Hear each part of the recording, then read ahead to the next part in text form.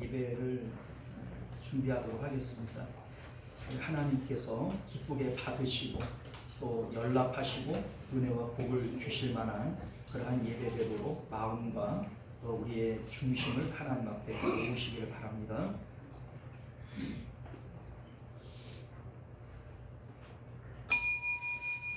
네, 우리 지금으로부터 9월 21일 주일 오전 예배 우리 하나님 앞에 드리겠습니다. 우리 다 같이 묵도하시겠습니다.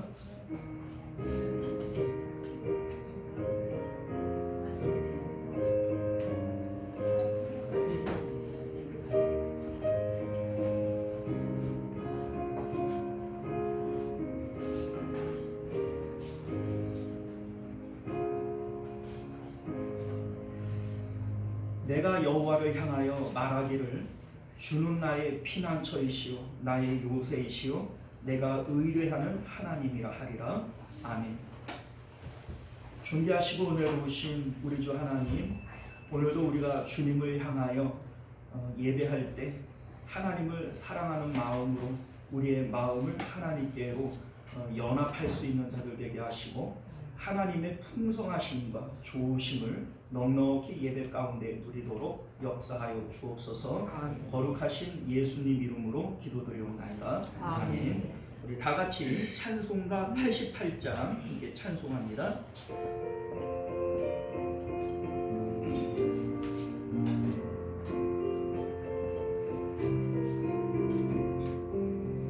내 진정 사모하는 친구가 되시는 우주 예수님 아름다워라. 산 밑에 백합하여 빛나는 새벽별 주님 영원할 길 아주 없도다. 내 마음이 아플 적에 그리로 되시며 나 외로울 때 좋은 친구라. 주는 저 산 밑에 백합 빛나는 새벽별 이 땅 위에 믿을 것이 없도다.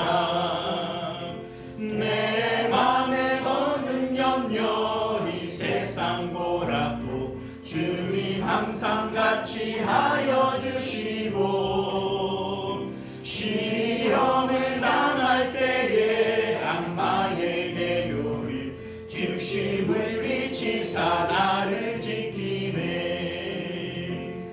온 세상 날 버려도 주 예수 안 버려 끝까지 나를 돌아보시니. 주는 저 산 밑에 백합 빛나는 새벽별 이 땅 위에 믿을 것이 없도다. 내 마음을 다하여서 주님을 따르며 비밀히 나를 사랑하리니. 물문이 두렵지 않고 장검도 겁없네. 주는 높은 산성 내 방패시라. 내 영혼 먹이시는 그 은혜 누리고 나 친히 주를 뵙기 원하네. 주는 저 산 밑에 백합 빛나는 새벽별 이 땅 위에 비길 것이 없도다.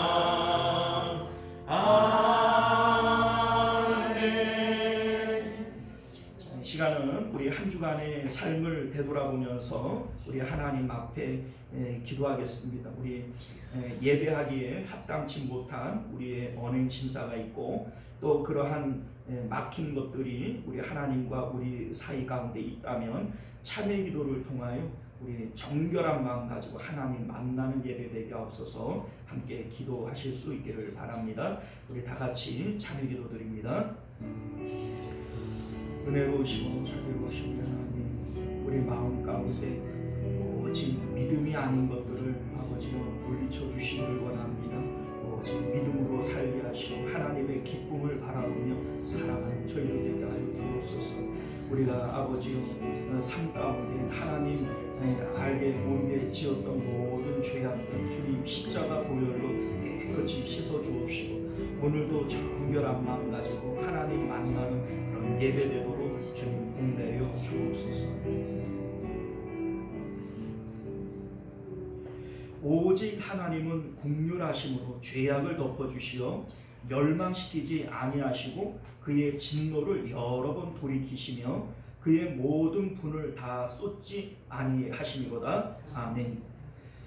자, 우리 사도신경으로 신앙 고백 드리겠습니다.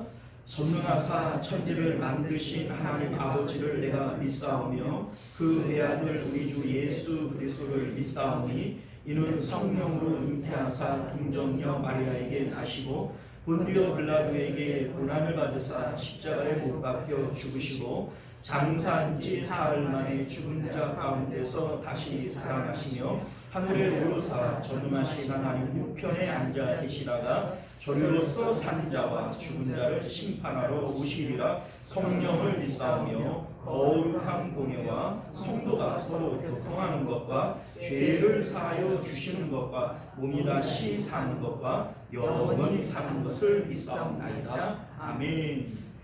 자, 우리 찬송가 263장 함께 찬송하겠습니다.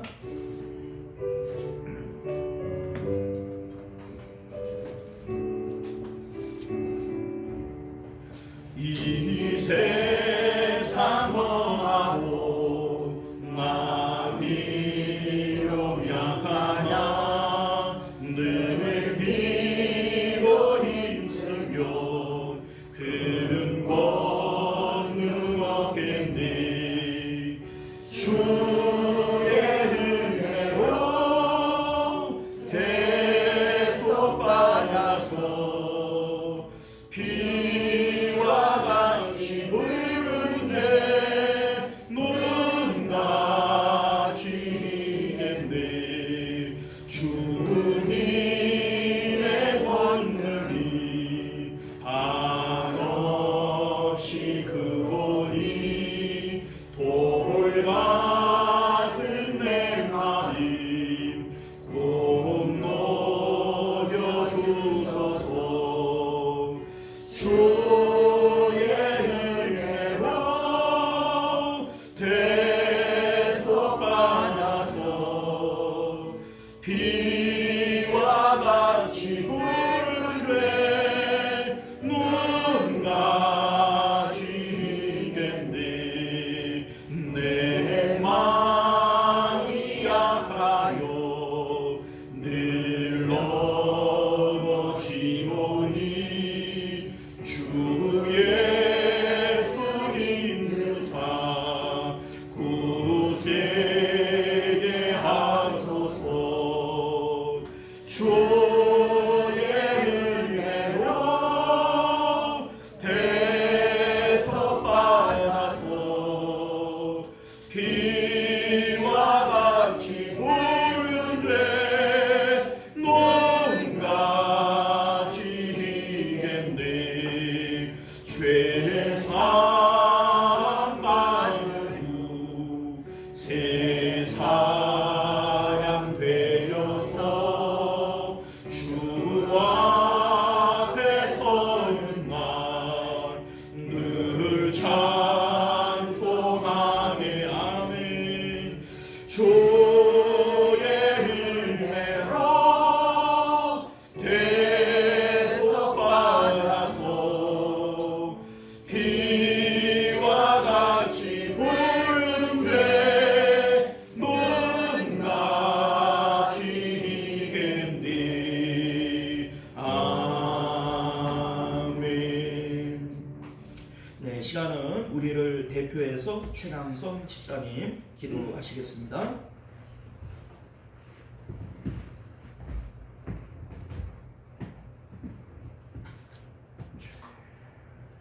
저희들과 함께 하셔서 저희들의 삶을 주관해 주시는 하나님 아버지를 찬미합니다. 자비와 공률로서 저희를 바라보시고 은혜 주심을 믿습니다. 하나님이 주시는 만큼 저희도 주님의 은혜보다 거저하나 항상 부족하고 연약합니다. 주님이 보시기에 충만한 믿음과 회개하는 마음을 주셔서 주님께 보응하는 삶을 주시옵소서. 길었던 열대야를 밀어내고 아침 저녁으로 선선한 바람이 불어와서 주님이 주시는 계절의 변화에 감동을 느낍니다. 저 뜨거웠던 태양볕도 주님이 오곡과 열매를 키워내기 위한 톱니바퀴의 한 톱니임을 믿습니다. 항상 이 모양 저 모양으로 은혜 주시는 하나님 아버지께 감사하는 저희가 되게 하옵소서. 아침 저녁으로 기온차가 있는 요즘 성도들 건강한 몸 지킬 수 있도록 하여 주시옵소서. 몸이 아픈 성도에게는 교회에 나와 기도함으로써 온전한 몸으로 치유될 수 있는 기적을 주시옵고 몸과 마음이 성치 못해 병상에 누워있는 성도들에게도 안수하셔서 키우게 하옵소서. 다가오는 추석에는 풍성한 상차림을 할 수 있도록 주님이 적정한 비와 한낮의 태양을 주신 줄 믿습니다. 태풍도 비껴가게 하시니 이 모든 것이 저희에게 베푸시는 주님의 은혜인 줄 믿습니다. 대한민국의 주님의 은혜와 축복 속에 살아가도록 하여 주시옵소서. 포괄적 차별금지법이 국회에 상정되어 있습니다. 이 법이 가장에서 포장된 법이고 시대오늘적이고 주님께 반한 법인 줄 믿습니다. 주님이 하루속히 이 법을 폐지하여 주시기를 간구합니다. 교회를 위해 기도합니다. 주님이 세워주신 시온성교회가 남서동의 작은 미랄이 되게 하옵소서. 주님의 말씀으로 생육되어지고 믿음으로 성장하는 교회가 되어 주님을 찾고자 하는 이들에게 쉼터가 되며 안식이 되는 교회가 되게 하옵소서. 주님께 기도하는 영혼의 집합체가 되기를 소망합니다. 당대에 서시는 담임 목사님 오늘도 주님의 말씀 전하실 때 성도들 마음에 위로가 되게 하시며 믿음이 배가 되게 하옵소서. 목사님 가정에 축복 내려주시기를 간절히 기도드리며 이 모든 말씀은 우리를 원하신 예수님 이름으로 기도드렸습니다.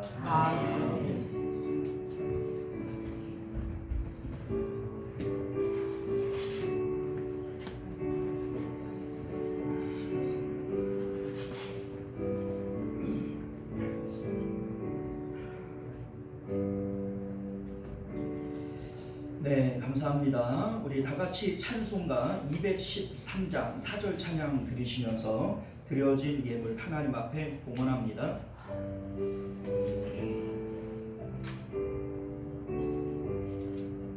나의 보가 드리니 주여 받아주셔서 하늘나라 위하여 주는 대로 쓰소서.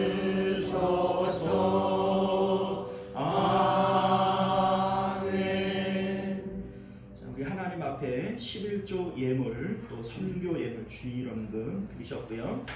지금 문미원 권사님 가정에서 범사에 감사합니다. 예물 드리셨습니다. 우리 기도합니다.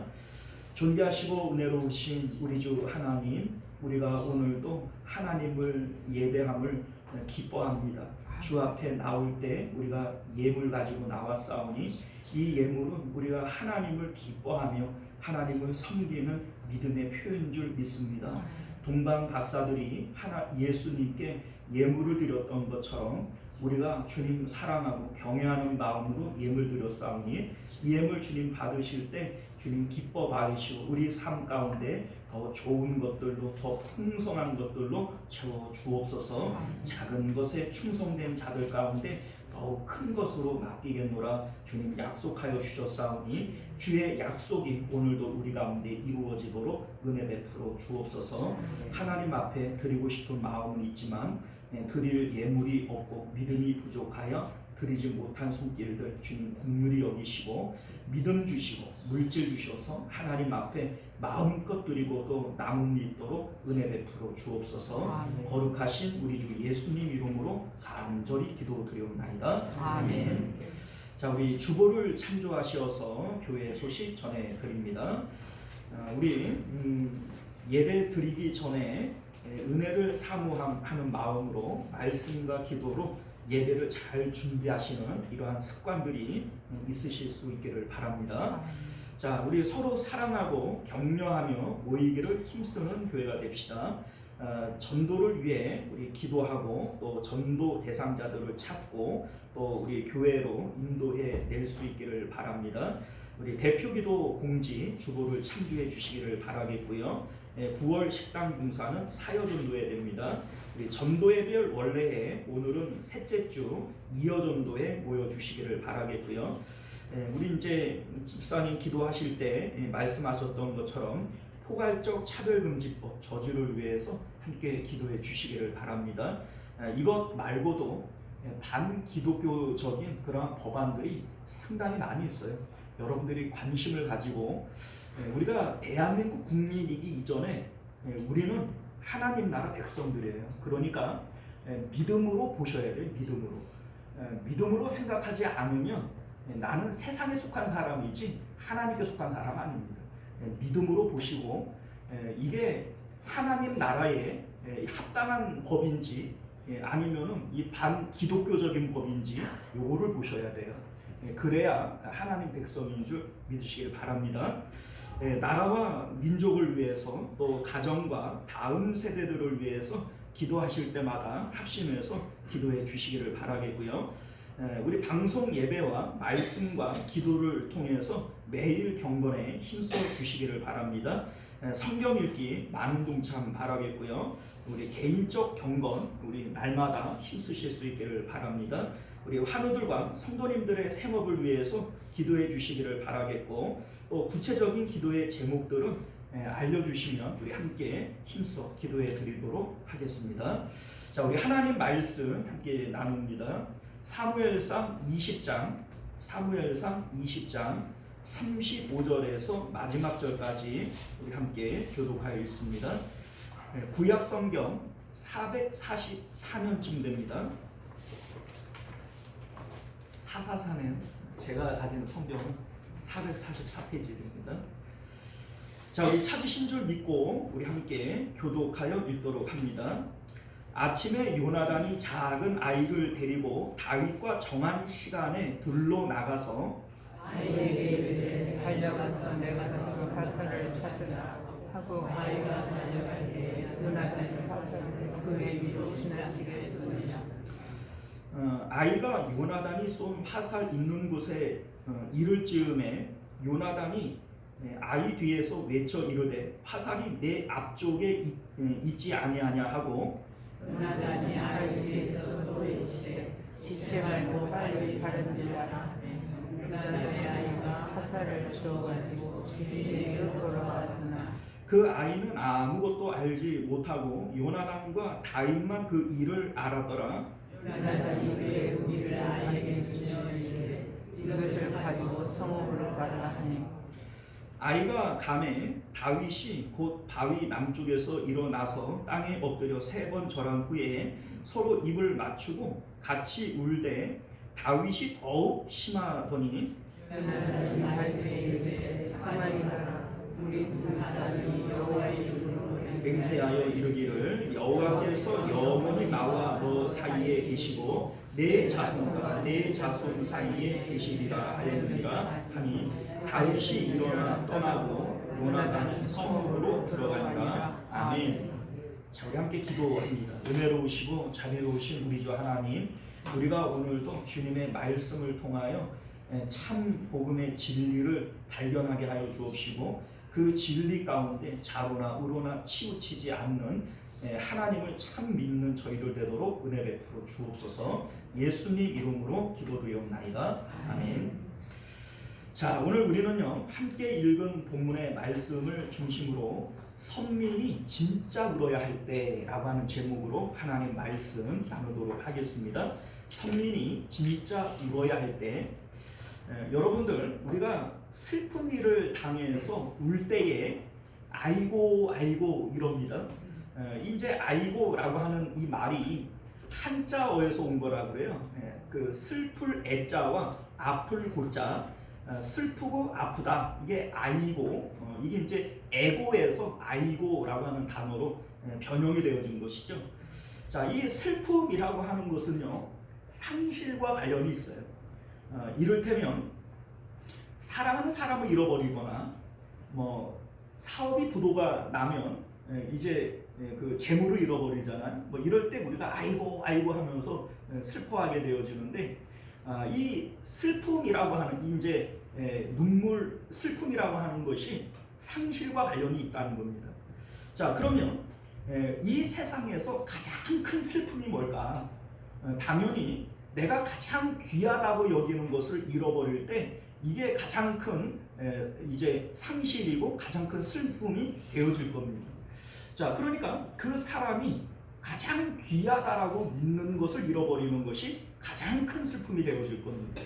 어떤 사람에게는 재물을 잃어버리는 것이 가장 큰 슬픔일 수도 있고, 어떤 사람들은 뭐 자기의 명예나 권력을 잃어버리는 것을 가장 큰 슬픔이라고 생각할 수도 있고, 어떤 사람들은 자기가 사랑하는 뭐 가족이라든지 사랑하는 사람을 잃어버리는 것을 가장 큰 슬픔이라고 생각할 수 있다라는 겁니다. 자, 그런데 우리가 이제 슬퍼하고 뭐 애도하고 이러한 일들이 있지만 그게 오해에서 비롯되어지는 경우들도 있어요. 분명히 나는 슬퍼했는데 시간이 지나고 나니 이거 사실은 슬퍼할 일이 아니었다는 거죠. 자, 이를테면 요셉을 보면 그래요. 요셉이 노예로 팔려가고 감옥에 떨어지고 이러한 과정들을 겪습니다. 슬퍼요, 안 슬퍼요? 슬프죠. 형제에게, 피를 나눈 형제에게 배신을 당해서 노예로 팔려지면 얼마나 슬프고 아프겠어요. 자, 그런데 시간이 지나고 난 다음에 그게 진짜 슬픔이었던가요? 아니에요. 그거는 오히려 축복이었던 것을 발견하게 되어지는 겁니다. 또 우리 욥이라고 하는 인물을 보면 하루아침에 전 재산을 잃어버려요. 우리같이 뭐 별 볼 일 없는 사람은 쫄딱 망해도 별로 그 뭐 문제가 안 돼요. 뭐 어차피 잃어버릴 게 별로 없으니까. 그런데 욥은 동방에서 가장 부자다. 그런데 하루아침에 망했어요. 자식이 아들이 10명인데 하루아침에 죽었어요. 자기 몸에도 이 병이 들어가지고 그냥 기와장으로 자기 몸을 긁어야 될 만큼 괴로움을 당하고 있어요. 자, 슬퍼요, 안 슬퍼요? 슬프죠. 이게 큰 슬픔입니다. 그런데 욥이 진짜로 이제 슬픔이라고 생각했던 것은 그게 슬픔이라고 생각하지 않은 거예요. 주신 자도 하나님이시고 취하시는 분도 하나님이시니 하나님만 영광을 받으십시오 라고 얘기를 하면서 이를 악물고 하나님을 붙드는 이유가 뭐예요? 욥에게 있어서 재물이나 자식이나 건강은 진짜 중요한 게 아니라는 거예요. 진짜 중요한 분은 하나님이시기 때문에 이를 악물고 하나님을 붙드는 욥에게 있어서 하나님이 가장 귀한 분이셨다라고 하는 것을 우리가 알게 되어지는 것이죠. 결국 욥이 받은 복도 하나님을 복으로 받은 거예요. 욥기서가 우리에게 말하고 싶은 내용이 뭐냐면 욥이 이런 고백을 하잖아요. 내가 전에는 하나님을 귀로만 들었었더니 이제는 하나님을 뭘로 봐요? 눈으로 봅니다. 그러니까 이전보다 하나님을 더 많이 가지게 되어진 거예요. 그러니까 하나님 부자가 되어진 거예요. 이게 바로 욥의 복이다라고 하는 것이죠. 뭐 나중에 하나님께서 갑절에 뭐 재물을 주시고 뭐 자식을 주시고 했다. 이거를 복이라고 얘기할 수 없어요. 왜냐하면 입장 바꿔놓고 여러분들 그렇게 한번 해보실래요? 욥처럼 다 잃어버리고 나중에 2배 줄 테니까 한번 해보실래요? 어느 누구도 이걸 복이라고 여기지 않아요. 진짜 복은 욥이 하나님을 더 많이 가지게 되어졌고 하나님 부자가 되어진 것, 이게 욥기서가 우리에게 말하고 있는 진짜 복인 것을 믿으실 수 있기를 바라요. 아브라함도 역시 마찬가지입니다. 아브라함의 그 믿음이 뭐예요? 아브라함이 우리에게 이제 믿음의 조상으로서 아브라함이 우리에게 보여주고 있는 믿음이 바로 그겁니다. 본토 친척 아버지 집보다도 사랑하는 아내, 뭐 자기가 100세에 얻은 그 아들보다도 누가 진짜 귀하다는 거예요? 하나님이 귀하다는 거예요. 하나님을 잃어버리지 않기 위해서 처절하게 하나님 말씀에 순종하는 모습, 이게 바로 아브라함을 통하여 우리에게 보여주고 있는 믿음인 것을 믿으실 수 있기를 바랍니다. 하나님께서 우리에게 요구하시는 믿음이 바로 이거예요. 믿음이라고 하는 것을 히브리서 11장 6절은 하나님이 있음과 하나님의 좋음을 믿어야 한다. 이게 바로 믿음이라는 겁니다. 그러니까 이러한 믿음을 요백에만 요구하는 것 아니고 그 뭐 요셉에게만 요구하는 거 아니고 아브라함에게만 요구하는 게 아니에요. 성경은 오늘날 너희들도 욥과 같이 아브라함과 같이 그 하나님의 있음과 도움을 받아야 된다. 이게 진짜 복이다. 이거를 말씀하고 있음을 믿으실 수 있기를 바랍니다. 아멘. 자, 오늘 말씀은요, 바로 그걸 우리에게 보여주고 있는 거예요. 다윗이 이제 본격적으로 도망자 세월을 시작하는 초기 단계입니다. 앞으로 다윗은 약 10년 동안 사울 왕에게 쫓겨다니게 될 거예요. 이제 이 조짐이 18장부터 나타나게 되어지는데 18장에서는 사울이 다윗을 죽이고 싶은 마음은 있지만 그거를 겉으로 드러내질 않아요. 마치 우연히 죽이려고 하든지 어떤 함정을 파가지고서는 나는 그런 뜻이 없었는데 야 다윗 네가 죽었냐 이런 식으로 은연중에 이제 다윗을 죽이려고 하는 게 이제 18장의 내용이라면 19장에서는 다윗을 죽이려고 하는 이 사리가 겉면으로 전면으로 드러나게 되어집니다. 우리 이제 19장 9절을 보면 다윗을 죽이기 위해서 창을 던져요. 그것도 2번씩이나 아예 입으로 내가 다윗을 벽에 박으리라 뭐 이런 얘기를 하면서 던지고 또 이제 다윗의 집으로 암살자를 보냅니다. 이제 다윗의 집에 숨어 있다가 아침에 다윗이 출근하려고 나오면 죽여버려라. 이렇게 암살자를 보내는데 그 이제 아내인 미갈 이제 그 사울에게는 딸이 되어지죠. 자기 남편 죽는 꼴을 어떻게 보겠어요? 그러니까 남편을 숨기고 아파서 못 나간다 이렇게 핑계를 대요. 자, 그랬더니 사울이 뭐라고 얘기해요? 침상째 데리고 와라. 내가 죽여버리겠다. 아예 노골적으로 이제 죽이려고 그럽니다. 이제 다윗이 도망을 가요. 라마나옳이라고 하는 사무엘이 있는 곳으로 도망을 가는데 그곳으로도 3번씩이나 암살자를 보내고 그것도 안 되니까는 자기가 직접 다윗을 죽이겠다고 라마나옳으로 이제 행차하는 이러한 모습도 우리가 보게 되어집니다. 자, 이 정도 되어지니까 다윗은 이제 뭐 사울이 나를 죽일 건지 안 죽일 건지 의심할 필요가 있어요, 없어요? 이제 더 이상 의심의 여지가 없어요. 이제 도망가면 됩니다. 그런데 다윗의 입장에서 뭐가 하나가 걸리냐면 요나단이 걸리는 거예요.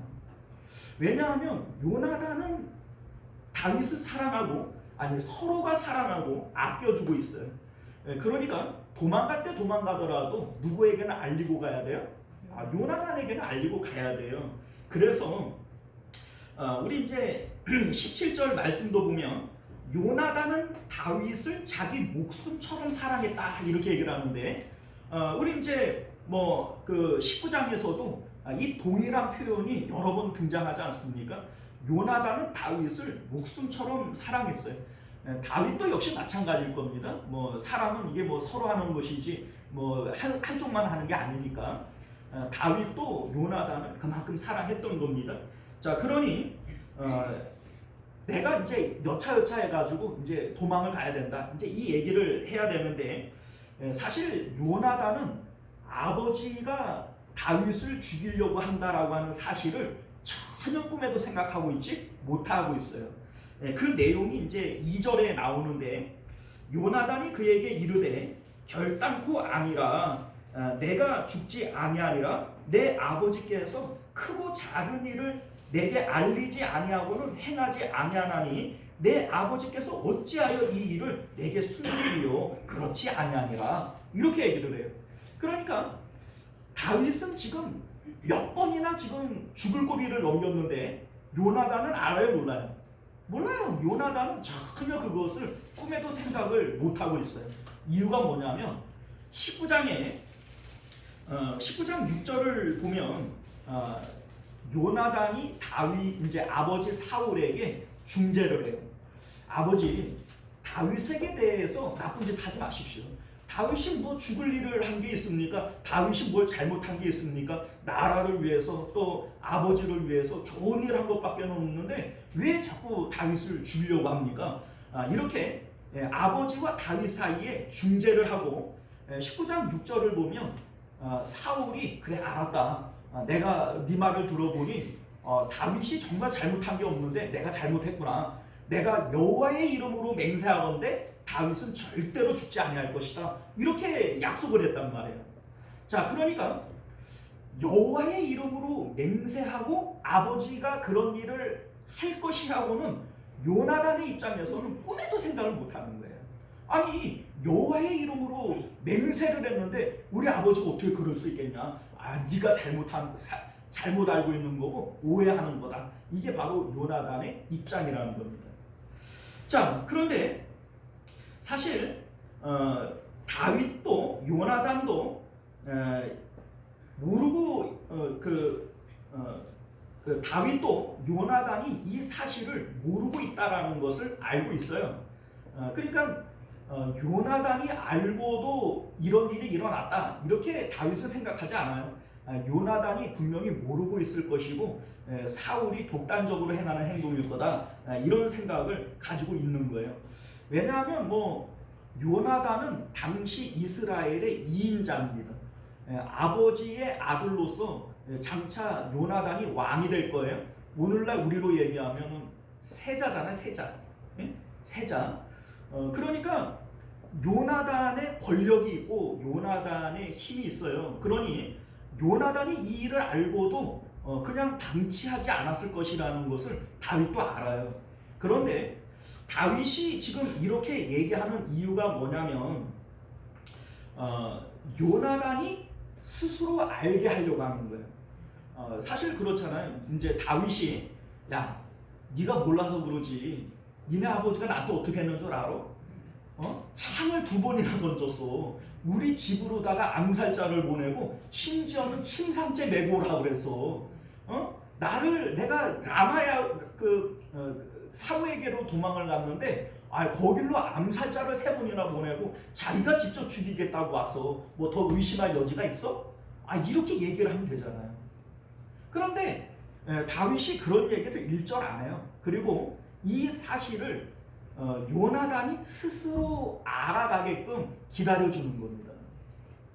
자, 그래서 우리 이제 17절 이하의 말씀을 보게 되어지면 요나단이 아버지에게 내가 직접 알아보겠다는 거예요. 이 사실이 정말로 그런가 아닌가를 내가 알아보겠다는 거예요. 그리고 내가 이 사실을 알고 난 다음에는 암호를 만들자.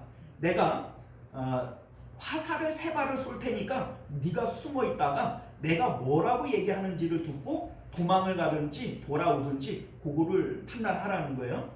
화살을 3발을 쏘고 이렇게 얘기를 합니다. 화살이 너보다 앞쪽에 있다 이러면 앞쪽이라고 하는 것은 도망갈 필요가 없다는 거예요. 그런데 이 화살이 너보다 멀리 있다 이렇게 얘기를 하면 도망가라는 뜻이에요. 그러니까 화살을 쏘고 자기의 시종에게 화살을 주워오라고 얘기를 할 텐데 그 시종에게 야, 화살이 네 앞쪽에 있지 않냐 이러면 우리 아버지가 너를 죽일 의도가 없으니 도망갈 필요 없다. 돌아와라 이런 얘기고, 화살이 너보다 더 멀리 있다 이렇게 얘기를 하면 아버지가 너를 죽이려고 하니까 너 멀리 도망가라 이런 의미라고 암호를 만들기 군호를 짜는 거예요. 자, 그리고 나서 아버지를 찾아갑니다. 30절 이제 31절을 보면 아버지에게 이제 중재를 하지 않겠어요? 아버지, 지난번에 나랑 여호와의 이름으로 맹세했는데 혹시 아버지가 다윗을 죽이려고 했습니까? 이거 물어봤지 않았겠어요? 자, 그런데 아버지가 냉담한 거예요. 그 다윗은 반드시 죽어야 된다. 그 다윗이 앞으로 왕이 될 건데 네가 왕이 돼야지 다윗이 왕이 되면 되냐? 이런 얘기를 했더니 이제 요나단이 그러면 안 됩니다. 여호와의 뜻대로 돼야지 되는 것이지 어떻게 사람이 그거를 주관하려고 합니까? 이제 이런 이제 말을 하지 않았겠습니까? 자, 30절 31절을 보면 사울이 요나단에게 화를 내며 그에게 이르되 폐영무도한 계집의 소생아. 이제 자기 와이프를 보고 폐영무도한 계집이라고 얘기를 하는 거예요. 내가 이새의 아들을 택한 것이 내 수치와 내 어미의 벌거벗은 수치됨을 내가 어찌 알지 못하랴. 이새의 아들이 이 땅에 사는 동안은 너와 내 나라가 든든히 서지 못하리라. 그런즉 이제 사람을 보내어 그를 내게로 끌고 오라. 그는 죽어야 할 자리라 한지라. 자, 이게 무슨 얘기예요? 지금 사울에게는 지금 뭐 아무도 없어요. 자기 아내도 자기의 아들도 눈에 뵈는 게 있어요, 없어요? 없어요. 사울에게는 오직 왕의 자리라고 하는 이것만 자기 눈에 보이는 거예요. 소위 이제 눈에 뵈는 게 없다 이런 얘기를 하죠. 자기 아내도 자기 아들도 눈에 뵈는 게 없어요. 우리 33절을 보면 사울이 요나단을 죽이려고 창을 던집니다. 자, 여러분들 사울이 완전히 눈이 뒤집혔죠? 사울의 눈에는 뭐만 보이는 거예요? 왕의 자리만 보입니다. 아들도 안 보이고 자기 아내도 안 보이고 아무것도 안 보여요. 자, 그리고 우리 34절을 보면 이제 요나단이 그 일을 알고서는 식음을 전폐합니다. 그러니까 이제 요나단 입장에서는 마음이 절망이 되어지는 거예요. 식음을 전폐하고 35절을 보게 되어지면 이제 약속대로 사울에게 이제 다윗에게 알려주기 위해서 약속한 장소로 화살소로 나아가게 됩니다. 자, 그리고 이제 38절을 보면 자기 시종에게 이제 이런 얘기를 하죠. 화살이 멀리 있지 않냐? 이렇게 얘기를 하는데 이것은 시종에게 하는 얘기가 아니라 실질적으로 누구한테 하는 얘기예요? 다윗에게 하는 얘기죠. 우리 아버지가 너를 죽이려고 하니 너 멀리 도망가라. 이 화살이 멀리 있지 않냐? 이렇게 얘기를 하는 겁니다. 자, 여러분들 우리 이제 41절을 보면요. 시종을 이제 돌려보내고 난 다음에 다윗과 요나단이 서로 만나서 입을 맞추고 서로 눈물을 흘리며 웁니다. 이런 내용이 이제 41절에 나오는데 이게 참 이상한 거예요. 이게 뭐가 이상하냐면 어차피 이렇게 만나가지고 서로 입을 맞추고 서로 대화를 하고 눈물을 흘리고 이렇게 할 것 같으면 굳이 화살을 쏘고 이게 뭐 앞에 떨어졌네 뒤에 떨어졌네 너 도망가야 되네 이런 거를 암호로 짤 필요가 있어요 없어요? 아니 만나서 얘기하면 되지. 아니 만나가지고 야 내가 알아보니까 우리 아버지가 너 죽이려고 그래. 어떡하냐 너 도망가야지. 이렇게 얘기하면 되지. 뭐 굳이 화살을 3발을 쏘고 앞에 떨어지면 뭐고 뒤에 떨어지면 뭐고 뭐 이렇게 막 소리를 지르고 이럴 필요가 있나요? 이게 왜 이럴까요? 이게 이상한 거 아니에요? 자, 여러분들 우리는 여기서 다윗과 요나단이 지금 무엇을 두려워하고 무엇을 슬퍼하는지를 알게 된다는 겁니다. 자, 뭐냐면 다윗도 요나단도 우리 아버지가 다윗을 죽이려고 한다라고 하는 이 사실이 얼마나 참담하고 두려운 사건인지에 대한 것을 두 사람은 실감하고 있는 거예요. 그러니까 차마 만나서 내 입으로 말하기가 두려운 겁니다. 자, 생각을 해보세요. 여호와의 이름으로 맹세했어요. 그리고 사울 왕 스스로도 다윗이 왕이 될 것을 알아요, 몰라요? 알아요. 그런데 지금 하나님을 정면에서 대적하는 것이고 하나님을 마음에서 버려버리는 거예요. 그럼으로써 하나님으로부터도 사울 왕이 버려지는 겁니다. 하나님으로부터 내 아버지가 버림받아서 네 아버지는 하나님으로부터 버림받은 사람이야. 이거를 서로가 말하기가 두려운 거예요. 참담한 겁니다. 그러니까 서로 이것을 자기 입으로는 말할 수 없어서 화살을 쏘고 군호를 만들고 앞쪽에 떨어지면 아버지 의도가 이런 거고 뒤쪽에 떨어지면 아버지 의도가 이런 거다. 이렇게 군호로 짜는 거예요. 어차피 만날 거면 만나서 얘기를 하면 되지.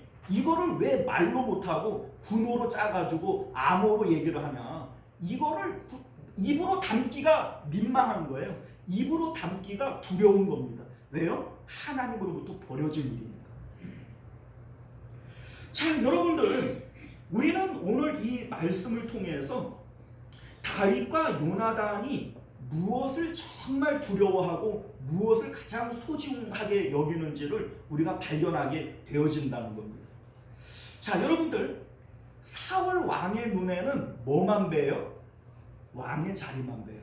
오직 왕의 자리만 사울 왕의 마음에 있어요. 그러니까 사울 왕은 뭐가 가장 귀중한 거예요? 왕의 자리가 가장 귀중한 거예요. 자, 그런데 다윗과 요나단은 하나님을 가장 귀하게 여기고 있어요. 자, 우리가 14장을 보면 요나단의 믿음이 나와요. 요나단의 믿음이 이렇게 소개가 됩니다. 사울 왕이 블레셋과 전쟁을 벌이기 위해서 군대를 모집해요. 이거는 하나님의 명령이 아니라 사울 왕 스스로가 뭘 한번 해보겠다고 일으킨 전쟁이에요. 3,000명이 모입니다. 그런데 먼저 선제 공격을 했더니 블레셋에서 군대가 일어나서 나오는데, 블레셋의 군대는 병거가 3만 대고 마병이 6,000명이고 그 백성들은 바닷가에 모래알처럼 많대요. 그러니까 이 광경을 보니까는 3,000명이 그냥 마음에 겁을 덩컥 집어먹고 2,400명이 다 도망가 버렸어요. 남은 사람은 600명밖에 안 남았습니다. 3,000명이 다 돼도 될까 말까인데 600명밖에 안 남았어요. 자, 그런데 이 상황 가운데 요나단이 이렇게 합니다. 자기 무기를 맡은 자에게 이런 얘기를 해요. 이제 14장 6절을 보면 요나단이 자기의 무기를 든 소년에게 이르되 우리가 이 할례 받지 않은 자들에게로 건너가자. 이 할례 받지 않은, 이게 다윗도 동일한 표현을 쓰잖아요. 이제 골리앗과 싸울 때 할례 받지 아니한 이 표현을 쓰는데, 동일한 이 표현을 요나단이 사용을 하면서 여호와께서 우리를 위하여 일하실까 하노라. 여호와의 구원은 사람의 많고 적음에 달려있지 아니하니라. 이렇게 얘기를 합니다. 그리고 요나단이 적진으로 뛰어 들어가는 거예요. 자, 이 모습 가운데 우리가 이제 여호와께서 일하실까 하노라 이렇게 얘기를 하면 우리가 어감적으로 생각할 때에는 이거 믿음이 없네, 하나님께서 역사하시지 뭘 일하실까 하노라 이렇게 얘기를 하냐, 이렇게 생각할 수 있는데 그게 아닌 거예요. 이게 진짜 믿음입니다. 자, 왜냐하면 일하실까 하노라 라고 하는 것은요, 내가 기꺼이 하나님의 도구가 되어지겠다는 거예요. 하나님께서 나를 통하여 역사하실 수도 있다는 겁니다. 그래서 내가 기꺼이 하나님의 도구가 되어져서 적진으로 들어가겠다는 거예요. 자, 이 믿음이 다니엘의 세 친구들에게도 동일하게 있잖아요.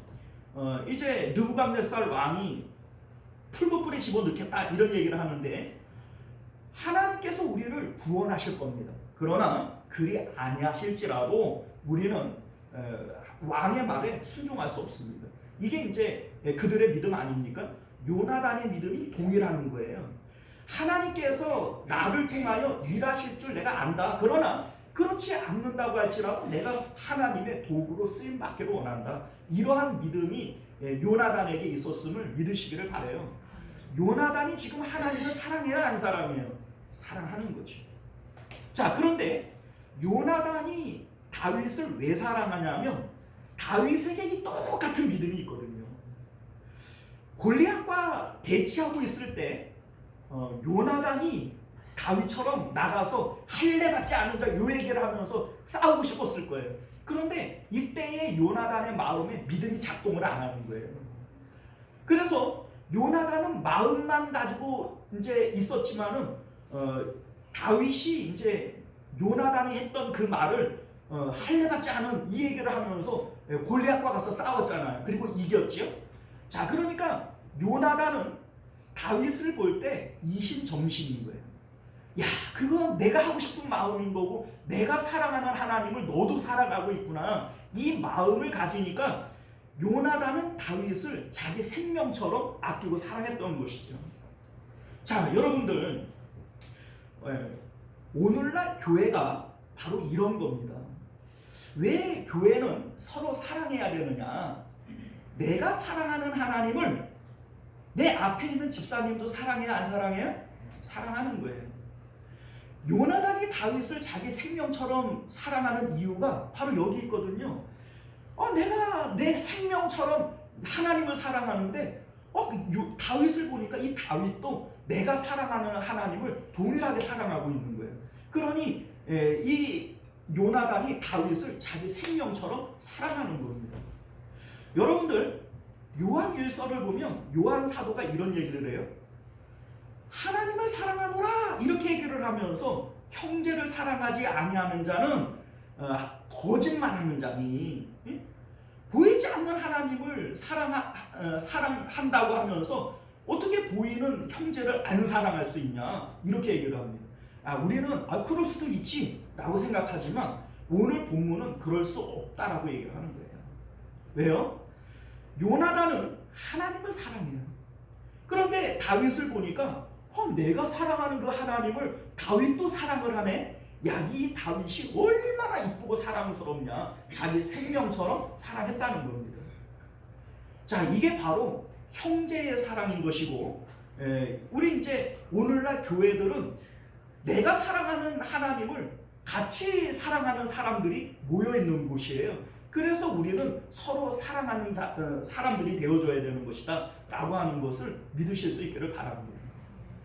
자, 오늘 우리 이제 41절을 보게 되어지면 요나단과 다윗이 만나서 눈물을 흘리는데 다윗이 더욱 심하게 울었다 이렇게 얘기를 합니다.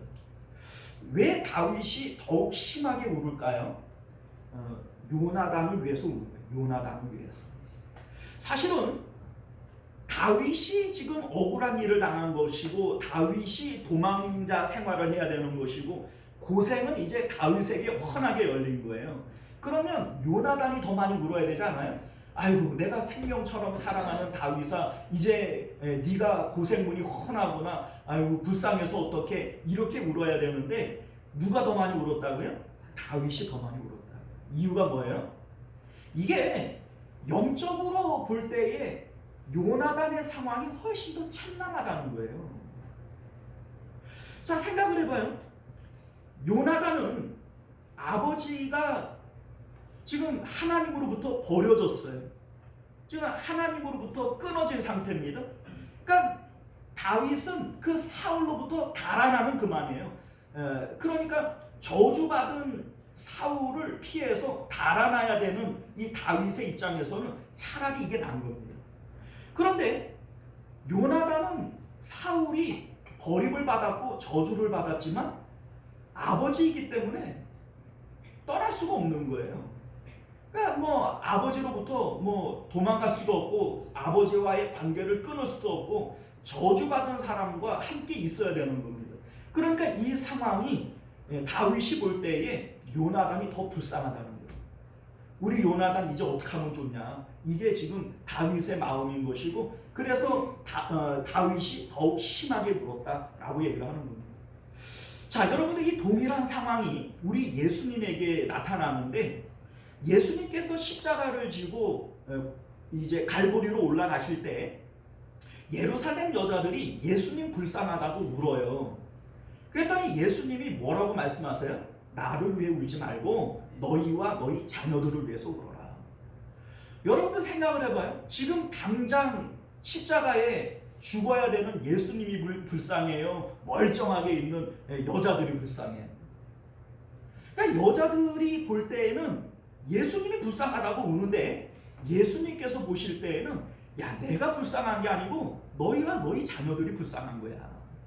왜냐하면 나는 이 십자가를 통하여 아버지께로 가는 것이고 나는 아버지가 있는 상태에서 당하는 고난이지만 너희들은 지금 당장 고난이 없다고 할지라도 하나님으로부터 끊어진 상태고 하나님으로부터 버려진 상태인데 뭐가 좋다고 그러냐. 진짜 불쌍한 것은 내가 아니고 너희들이다. 너희와 너희 자녀들을 위해서 울어라 라고 얘기를 하는 겁니다. 지금 다윗이 요나단을 위해서 우는 것이 바로 그런 입장이라는 거예요. 자, 우리가 생각할 때에는 육체의 고난, 억울한 일을 당하고 재산을 잃어버리고 인기를 잃어버리고 이러한 것들을 우리는 슬픈 일이라고 생각해서 에고 이러면서 운단 말이에요. 그런데 정작 다윗과 요나단은 그것을 슬퍼하는 것이 아니라 하나님이 있냐 하나님이 없냐 나는 그래도 도망자 생활을 해도 하나님이 있는 사람이고, 요나단 너는 지금 하나님을 잃어버리고 저주받은 그 아버지를 부둥켜 안고 함께 지금 절벽으로 떨어져야 되니 지금 요나단 너 불쌍해서 어떡하냐. 이게 지금 다윗의 마음인 것을 믿으실 수 있기를 바랍니다. 자, 여러분들, 우리는 오늘 이 말씀을 통해서 선민에게 가장 소중한 것이 무엇인지를 깨달으실 수 있기를 바라요. 우리는 이 세상 가운데 재물을 잃어버리고 건강을 잃어버리고 사랑하는 사람을 잃어버리고 이러한 것들이 진짜 슬픔인 줄 알고 에이고 에이고 하면서 가슴을 치며 우는 줄 몰라도 사실은 그거는 울 일이 아니에요. 그건 울 일이 아닙니다. 우리가 알다시피 요셉이 그랬고 욥이 그랬고 아브라함이 그랬지만 이들이 그러한 것들을 잃어버릴 때 에이고 에이고 하면서 울던가요? 아니요. 그들은 그것을 슬픔으로 여기질 않았어요. 진짜 슬픈 것은 하나님을 잃어버리는 것이 진짜 슬픈 거죠. 자, 여러분들, 우리는 아브라함에 대해서 이제 아브라함의 복 이렇게 얘기를 할 때 하나님께서 아브라함에게 땅을 주신다고 약속했다. 이 땅 주신다라는 게 복이다. 하나님께서 아브라함에게 하늘의 별과 같이 자손을 많게 해준다 그랬다. 이게 바로 약속한 복이다.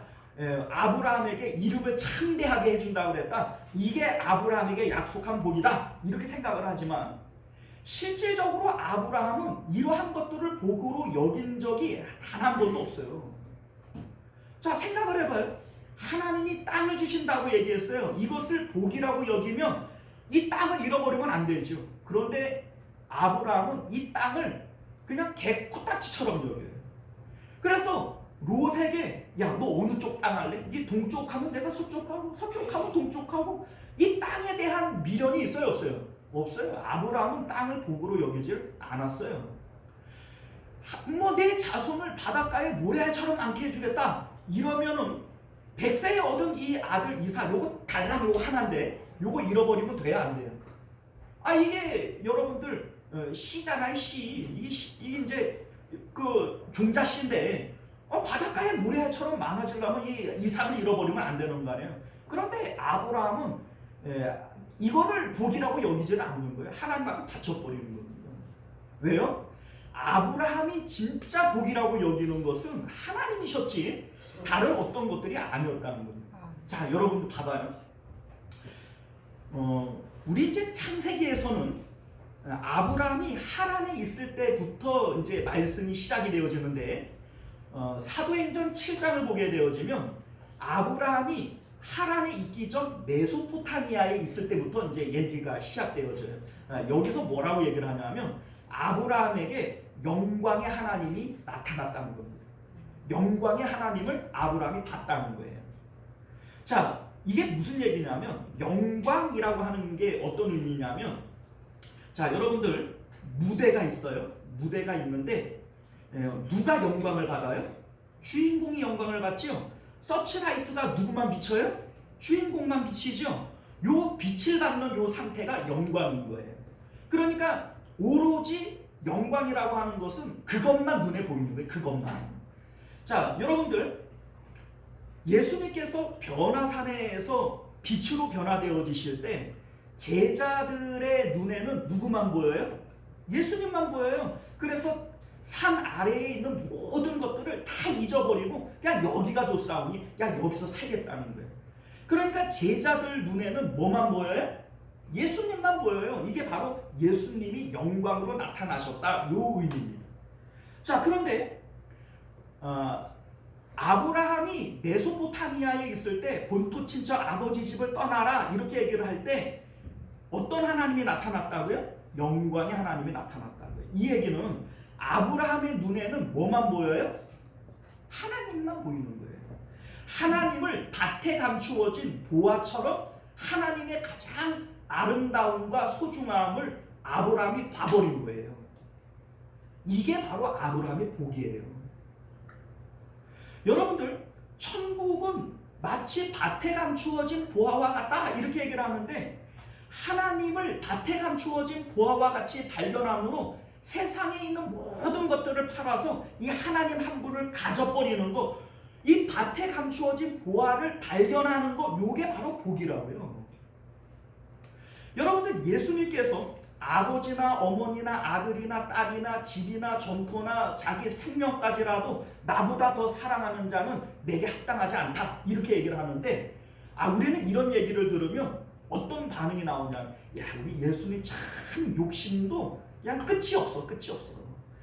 우리가 하나님을 뭐 사랑하지 않는 거는 아니지만 어떻게 아버지, 어머니, 아들, 딸, 자기 목숨보다 더 사랑해? 예? 우리가 그런 것들 때문에 하나님 믿는 거지, 그거는 예수님께 합당한 게 아니라고요. 예수님께 안 합당하면 천국 가요, 못 가요? 그럼 못 가는 거예요. 자, 이게 무슨 얘기냐면, 하나님을 밭에 감추어진 보화와 같이 발견하는 게 이게 복이라고요. 그래서 자기의 모든 것을 팔아서 이 하나님 한 분을 가져버리는 게 이게 바로 아브라함의 복이라는 거예요. 하나님을 영광으로 만났기 때문에 세상의 어떤 것들도 눈에 뵈는 게 없는 거예요. 이게 바로 아브라함의 복이라는 거예요. 이게 아무나 되는 게 아니에요, 여러분들. 아무나 되는 게 아니라고요. 자, 우리는 생각할 때 그래요. 내가 하나님을 사랑해. 내 믿음이 있어. 믿음이 있는데 예수님께서 말씀하신 아버지, 어머니, 아들, 딸, 집, 전토, 자기 목숨, 내 그것까지는 못하겠어.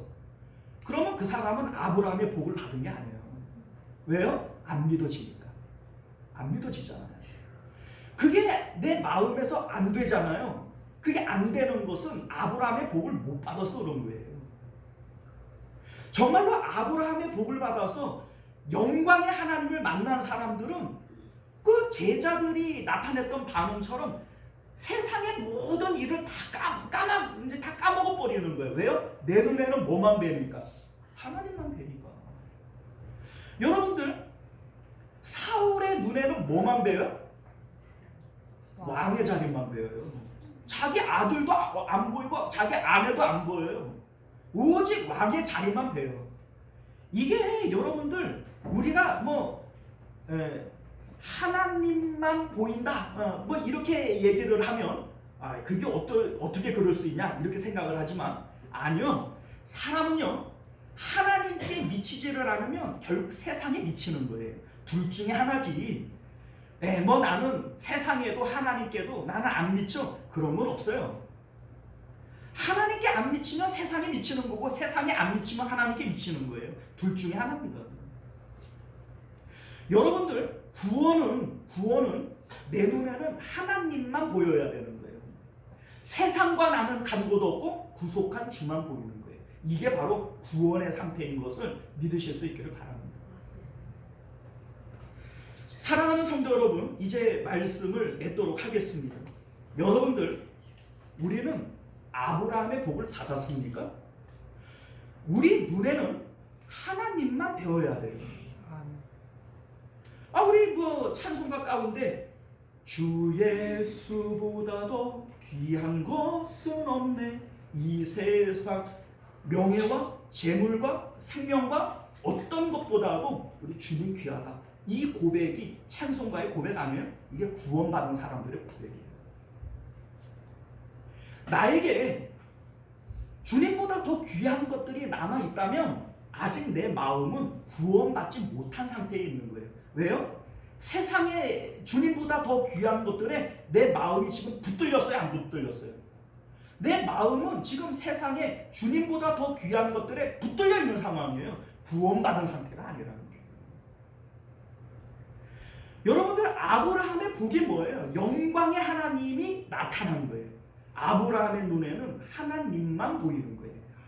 세상의 명예, 세상의 재물, 세상의 어떤 것보다도 하나님 귀하다. 왜요? 아브라함 눈에는 하나님만 보이는 거예요. 이게 참, 여러분들 인력으로 되는 게 아니거든요. 여러분들, 이제부터는 나는 하나님만 보일 거야 한다고 해서 보이는 게 아니다. 하나님이 그렇게 보이게 하는데 어떡할 거예요? 옛날에 그런 거 있어요. 여러분들, 그 눈이 녹았는데 눈 녹은 것이 예수님 얼굴이 있잖아요. 그 옛날에 그 야광으로 해가지고서는 예수님 얼굴이라고 이렇게 눈 녹은 모습 있잖아요. 그거 아마 기억하시는 분들이 있을 거예요. 그런데 어떤 분들은 딱 보고서 예수님 얼굴이네 이런 분들이 있고, 아무리 보려고 해도 거기서 예수님 얼굴을 못 보는 사람이 있어요. 맞죠? 안 보이는데 어떡할 거냐고요. 나는 틀림없이 보이는데 어떡할 거냐고요. 이게 아브라함의 복을 받은 것은 하나님을 영광으로 보는 거예요. 내 눈에는 뭐만 보여요? 하나님만 보인다고요. 아멘. 그런데 이게 내 눈에는 하나님만 보이는데 어떡할 거냐고요. 세상의 부귀 영화 어떤 것보다도 나는 하나님만 보이는데 어떡할 거냐고요.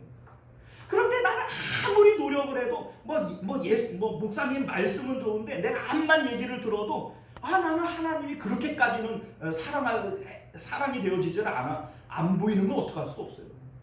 왜요? 하나님이 주시는 복이거든요. 사랑하는 성도 여러분, 성도에게 가장 큰 복은 하나님을 밭에 감추어진 보화로 발견하는 복인 줄 믿으시기를 바라요. 아멘. 하나님이 이 세상 그 무엇보다도 귀하다. 나는 나머지 모든 것을 배설물처럼 여긴다. 이게 아무나 되는 게 아니라고요. 아브라함의 복을 받은 사람만 되는 거예요. 근데 이 복을 받은 게 진짜 복이에요. 아멘. 사랑하는 성도 여러분, 오늘 다윗과 요나단은 이 복을 받은 사람들이에요. 그래서 하나님 잃어버리는 것을 차마 입으로 말할 수 없어서 화살을 쏘고 암호를 만들어서 내가 그렇게 하면 그건 줄 알아, 그건 줄 알아. 입에 못 담는 거예요. 왜요? 너무 참남하니까.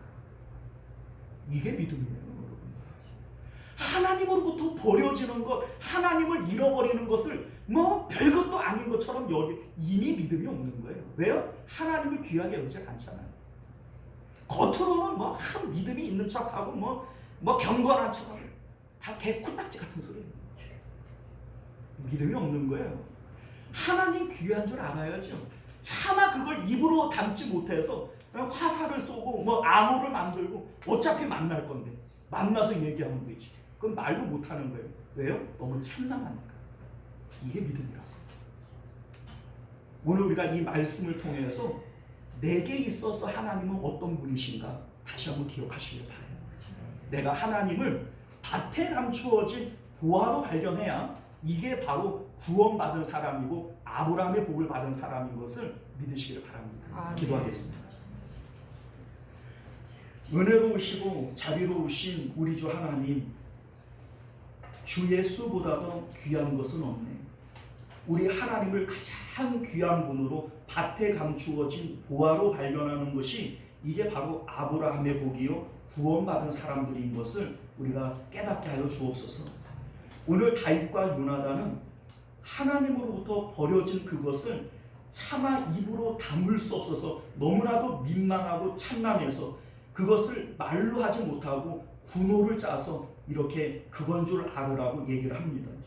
우리 하나님, 이 정도 하나님을 경외하는 사람들이라야 이게 구원받은 사람들이지, 하나님으로부터 버림받는 것을 대수롭지 않게 여기면서 나는 구원받았다, 그런 구원은 처음부터 없었음을 우리로 깨닫게 하여 주옵소서. 아멘. 우리 하나님, 내게 하나님은 내 생명보다 귀한 분임을 고백할 수 있는 저희들 되도록 은혜 베풀어 주옵소서. 아멘. 거룩하신 우리 주 예수님 이름으로 간절히 기도드리옵나이다. 아멘.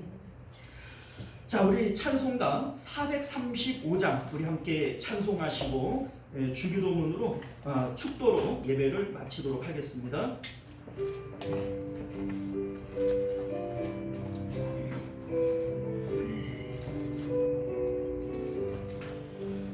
나의 영원하신 기여 생명보다 귀하다. 나의 갈 길 다가도록 나와 동행하소서. 주께로 가까이 주께로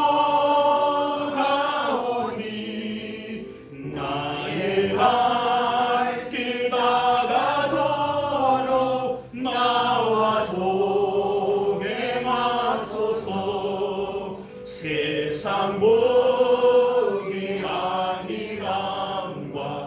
모든 명예 버리고 험한 길을 가는 동안 나와 동행하소서. 주께로 가까이 주께로 가오니 나의 발길 다가도록 나와 동행하소서. 모든 골짝 지나가며 험한 바다 건너서 천국 문에 이르도록 나와 동행하소서. 주께로 가까이 주께로 가오니 나의 발길 다가도록 나와 동행하소서. 아멘. 나의 영원하신 기업. 우리에게 영원한 기업은 하나님밖에 없어요. 아멘. 이 세상의 모든 것들은 있다가 없는 거예요.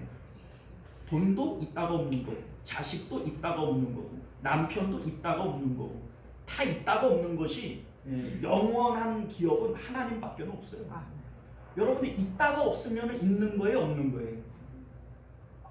있었거든요. 근데 지금 없어요. 그러면 있는 거예요, 없는 거예요? 이 세상의 모든 것은 없는 거예요.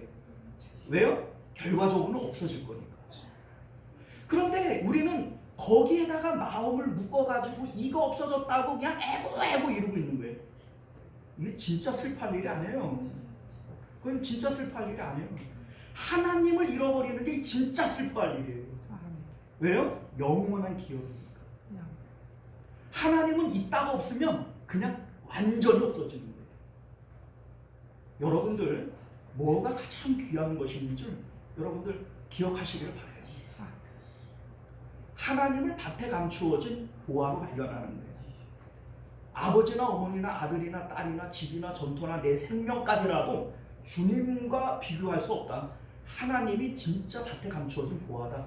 요거를 발견하는 것이 이게 아브라함의 복이라고. 그거를 믿어지는데 어떡할 거냐고. 또 누구는 이게 죽었다 깨다 안 믿어지는데 어떡할 거냐고. 여러분들 이게 얼마나 큰 복인지 몰라요. 이게 믿어지고 이게 내 마음에 고백이 되어지는 게 이게 얼마나 큰 복인 줄 몰라요. 이 고백이 안 나오면 여러분들은 하나님 앞에 매달려야 돼요. 하나님, 나도 그 복 받게 해주십시오.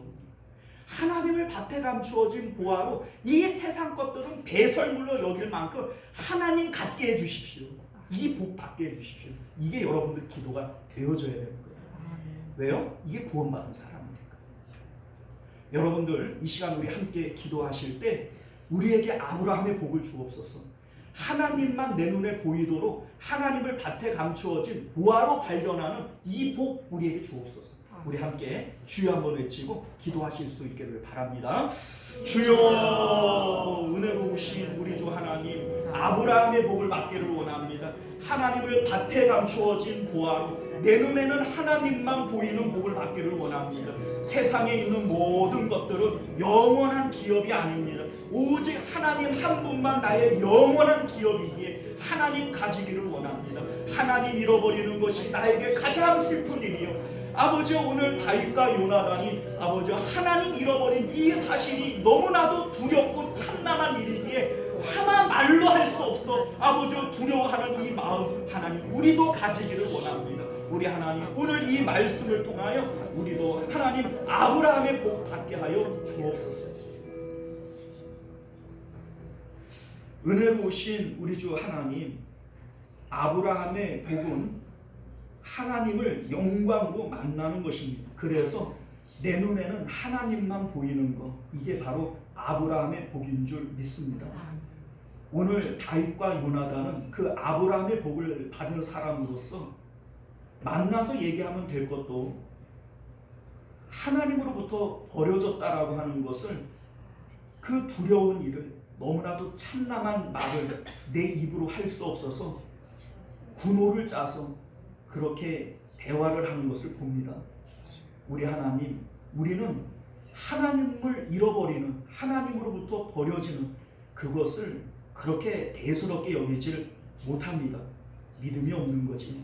우리 하나님, 우리가 참 믿음을 가져서 하나님을 밭에 감추어진 보화로 발견하고, 그래서 내 눈에는 하나님만 보이는 이 아브라함의 복을 받을 수 있도록 은혜 베풀어 주옵소서. 아멘.